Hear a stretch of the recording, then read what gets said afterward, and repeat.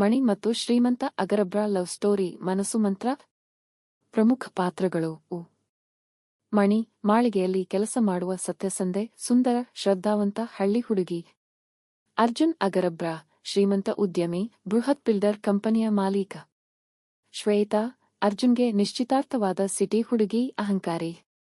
ಸೀತಮ್ಮ, ಮಣಿಯ ಅಜ್ಜಿ, ಹಳ್ಳಿಯ ತಾಯ್ತನದ ರೂಪ. ಭಾಗ 1. ಪರಿಚಯ. ಅರ್ಜುನ್, ಬೆಂಗಳೂರಿನ ಬಿಲ್ಡರ್, ತನ್ನ ಫಾರ್ಮ್ ಹೌಸಿಗೆ ಹಳ್ಳಿ ಹುಡುಗರಿಗೆ ಕೆಲಸ ಕೊಡಿಸಲು ಬರುತ್ತಾನೆ. ಅಲ್ಲಿ ಮಣಿ, ಅಜ್ಜಿಯೊಂದಿಗೆ ಬಾಳುವ ಸರಳ ಹುಡುಗಿ, ಅವರ ಮನೆಯ ಕೆಲಸಕ್ಕೆ ಬರುತ್ತಾಳೆ. ಮಣಿಯ ಶ್ರದ್ಧೆ, ಶಾಂತಿ, ಬೆರಗಿನಿಲ್ಲದ ನಡವಳಿಕೆ ಅರ್ಜುನ್ನ ಮನಸ್ಸಿಗೆ ತಳಮಳ ಹುಟ್ಟಿಸುತ್ತದೆ. ಶುರುವಾದ ಸಂಭಾಷಣೆ ನಿಧಾನವಾಗಿ ಪ್ರೀತಿ ಮೇಲೆ ಹೆಜ್ಜೆ ಇಡುತ್ತದೆ. ಭಾಗ 2. ಬದಲಾಗುವ ಹೃದಯ. ಮಣಿಯು ಜೀವನದಲ್ಲಿ ಹಣಕ್ಕಿಂತ ಮೌಲ್ಯ, ಭರವಸೆಗೆ ಒತ್ತು ಕೊಡುತ್ತದೆ. ಅರ್ಜುನ್, ಈ ಮೊದಲು ಹಣ, ಶಕ್ತಿ, ನಗರ ಜೀವನದ ಗರ್ಭದಲ್ಲಿ ಬದುಕುತ್ತಿದ್ದವನಿಗೆ ಈಗ ಮಣಿಯ ನಿಶ್ಚಲ ಪ್ರೀತಿ ಬದಲು ತರುತ್ತದೆ. ಆದರೆ ಅರ್ಜುನ್ಗೆ ಈಗಾಗಲೇ ಶ್ವೇತಾ ಎಂಬ ಹೆಸರಾಂತ ಉದ್ಯೋಗಿಯ ಮಗಳು ನಿಶ್ಚಿತಾರ್ಥವಾಗಿ ಇದ್ದಾಳೆ. ಇದನ್ನು ಮಣಿ ಗೊತ್ತಾದಾಗ ಅವಳು ದೂರ ಸರಿಯಲು ನಿರ್ಧರಿಸುತ್ತದೆ. ಭಾಗ 3. ಸಂಘರ್ಷ ಮತ್ತು ಸತ್ಯ. ಶ್ವೇತಾ, ಮಣಿಯ ಹಿಂದೆ ಹಳ್ಳಿ ಹುಡುಗಿಯೆಂದು ಅವಮಾನಿಸಲು ಯತ್ನಿಸುತ್ತಾಳೆ.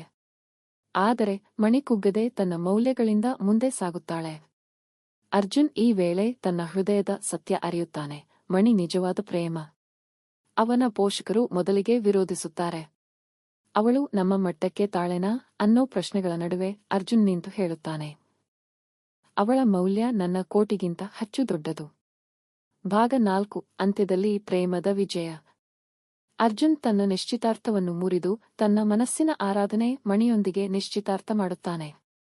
ಮಣಿಯು ಮೊದಲಿಗೆ ಹೌದು ಹೇಳಲು ತಡಮಾಡಿದರೂ ಸೀತಮ್ಮನ ಆಶೀರ್ವಾದದೊಂದಿಗೆ ಒಪ್ಪುತ್ತಾಳೆ.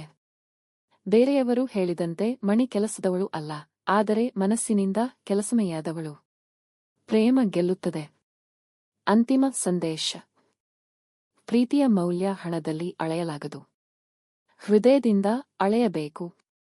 ಅವರು ಎಲ್ಲಿ ಹುಟ್ಟಿದ್ದಾರೆ ಎನ್ನುವುದಕ್ಕಿಂತ ಅವರು ಎಷ್ಟು ನಿಸ್ವಾರ್ಥವಾಗಿದ್ದಾರೆ ಎಂಬುದೇ ಪ್ರೀತಿಗೆ ಅರ್ಥ. ಇಚ್ಛೆ ಇದ್ದರೆ ನಾನು ಇದನ್ನು ಚಾಪ್ಟರ್ಗಳಲ್ಲಿ ವಿಸ್ತರಿಸಬಹುದು ಅಥವಾ ಚಿತ್ರದ ತರ ಸಂಭಾಷಣೆ ಸಹ ಬರೆಯಬಹುದು. ಹೇಳ್ತೀರಾ?